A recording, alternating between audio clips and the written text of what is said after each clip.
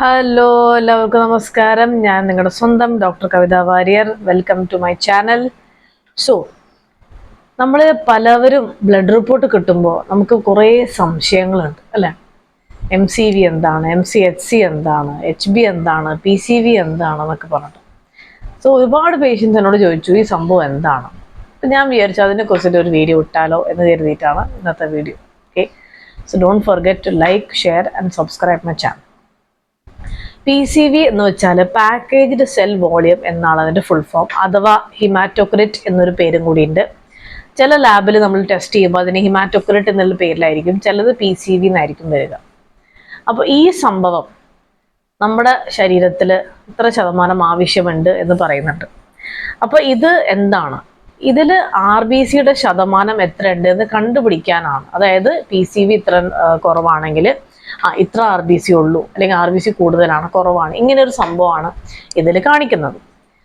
അപ്പോൾ ഇത് എന്തിനെ ആശ്രയിച്ചിട്ടാണ് ഇരിക്കുന്നത്? PCV നമ്മുടെ RBCയുടെ സൈസ് ആശ്രയിച്ചിട്ട്, പിന്നെ പ്ലാസ്മ വോളിയം ആശ്രയിച്ചിട്ട്, പിന്നെ എത്ര ബ്ലഡ് ഉണ്ട് എന്ന് കണ്ടുപിടിക്കാനായിട്ടുള്ളൊരു സംഭവമാണ് PCV. പക്ഷെ ഈ പറഞ്ഞ മാതിരി HB ഉണ്ട്. നമ്മുടെ ബ്ലഡിൽ ഒരുപാട് കോമ്പണൻസ് ഉണ്ട്, ഒരുപാട് സംഭവങ്ങളുണ്ട്, എല്ലാം ചേർന്നിട്ടാണ് വർക്ക് ചെയ്യുന്നത് അല്ലെ? അപ്പൊ അങ്ങനെ കണ്ടുപിടിക്കാനാണ് ഈ PCV എന്ന് പറയുന്ന സംഭവം. ഇനി ഈ PCV കുറഞ്ഞാൽ കൂടുതലാണ് എന്താണ്? ചിലർ പറയും ഇത്, ചിലർ പറയുന്നല്ല, ചില റിപ്പോർട്ടിൽ നമുക്ക് കാണാം. അപ്പൊ ഞാനൊരു സാമ്പിൾ ഇവിടെ റിപ്പോർട്ട് ഇട്ടുന്നുണ്ട്. അതിൽ കാണാം PCV കുറവാണ്, അതിൻ്റെ കൂടെ HBയും കുറവാണെന്ന് അല്ലെ? അങ്ങനെ നിർബന്ധമില്ല. PCV കുറവാണെങ്കിൽ HB കുറവാണ്, അങ്ങനെ നിർബന്ധമില്ല. But there is A possibility. കാരണം PCV എന്ന് പറഞ്ഞാൽ ഞാൻ നേരത്തെ പറഞ്ഞു, RBCയുടെ ശതമാനം എത്ര RBC എന്ന് കണ്ടുപിടിക്കാനാണ്. ഒബ്വിയസ്ലി കുറവാണെങ്കിൽ അവിടെ ബ്ലഡ് കുറവാണ് എന്നാണ് എൻ്റെ അർത്ഥം. അത് RBC കുറയുന്നുണ്ട് അല്ലെ? RBC കുറയുന്നുണ്ടെങ്കിൽ അവിടെ അയൺ ഡെഫിഷ്യൻസി നമുക്ക് കാണാനായിട്ട് സാധിക്കും. അങ്ങനെയും ഒരു സംഭവമുണ്ട്. അത് എപ്പോഴാണ് വരുന്നതെന്ന് വെച്ചാൽ PCV കുറയും, അവിടെ ഈ HBയും കുറയുന്നുണ്ടെങ്കിൽ ഒറ്റ കാര്യം നിങ്ങൾ ചിന്തിച്ചാൽ മതി, ആ പേഴ്സണിന് അനീമിയ പോസിബിലിറ്റി ഉണ്ട്, അവർക്ക് ക്ഷീണം ഒരു പോസിബിലിറ്റി ഉണ്ട്, ചിലപ്പോൾ ഒരു ഡിസിനസ് പോലെ ഒരു തലകറക്കം, ഒരു ക്ഷീണം വരെ വരാനുള്ള സാധ്യതയുണ്ട്, കിഡ്നി ലിവർ ഇങ്ങനെ ഒരു പ്രശ്നം അവിടെ കാണാം എന്നുള്ള ഒരു കാര്യമാണ് നമുക്കതിൽ കാണാനായിട്ട് പറ്റും. ഇനി ചിലതിൽ PCV കംപ്ലീറ്റ്ലി നോർമലാണ്, പക്ഷെ HB കുറവായിരിക്കും.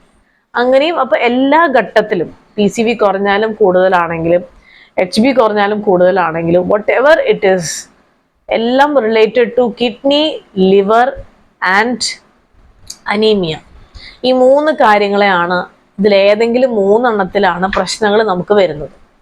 ഇനി ഇതിനെ കൂട്ടാനായിട്ട് നമുക്ക് എന്തൊക്കെ ചെയ്യാൻ പറ്റും എന്നുള്ളതാണ് അടുത്ത ചോദ്യം. ഡെഫിനറ്റ്ലി നിങ്ങൾക്ക് എല്ലാവർക്കും അറിയാം, ഡേറ്റ്സ് കഴിക്കുക, അയൺ റിച്ച് ആയിട്ടുള്ള ആഹാരങ്ങൾ കഴിക്കുക, ഓക്കെ, ചീര, ലീഫി വെജിറ്റബിൾസ് ബെസ്റ്റ് ആണ്. Vitamin C, vitamin B12 very very important. Multi vitamin കഴിക്കണം ഏറ്റവും ബെസ്റ്റ്. കാരണം വിറ്റമിൻ B12 ഇനി വേറെ മേടിക്കുക, വിറ്റമിൻ സിയുടെ വേറെ മേടിക്കുക, ബെറ്റർ മൾട്ടി വിറ്റമിൻ കഴിക്കുക. അപ്പോൾ ഞാൻ നേരത്തെ പറഞ്ഞ വീഡിയോയിൽ മൾട്ടി വിറ്റമിൻ നമ്മുടെ ശരീരത്തിൽ വെരി ഇമ്പോർട്ടൻ്റ് ആണ്. Folic acid plays a huge role. അപ്പോൾ ചീര, ഡേറ്റ്സ്, ഈ ഗ്രേപ്സിൻ്റെ മറ്റേ ഇതല്ലേ റെഡ് കളറിലുള്ള ഒരു ഗ്രേപ്സ്, അതായത് ഡാർക്ക് റെഡ്, മറൂൺ കളർ എന്ന് പറയാം, അത് കഴിക്കുന്നത് വളരെ നല്ലതാണ്. ബീട്രൂട്ട് ബെസ്റ്റ്, പോമഗ്രനേറ്റ്, ഇതൊക്കെ വളരെ നല്ല ഫുഡാണ്. കഴിച്ചാൽ പെട്ടെന്ന് തന്നെ നമ്മുടെ അനീമിയ സിറ്റുവേഷൻ ഉണ്ടെങ്കിൽ അത് പെട്ടെന്ന് തന്നെ മാറും. And drink lots of water, അത് വെരി ഇമ്പോർട്ടൻ്റ് ആണ്. ഞാനോട് വേറൊരു പിക്ചർ ഇടുന്നുണ്ട്, അതിൽ കാണാം ബ്ലഡ് നമ്മൾ ടെസ്റ്റ് ചെയ്യാൻ കൊടുക്കുമ്പോൾ ഇങ്ങനെയാണ് ആക്ച്വലി ആ ടെസ്റ്റ് ട്യൂബ് നമുക്ക് കാണാൻ പറ്റുന്നത്.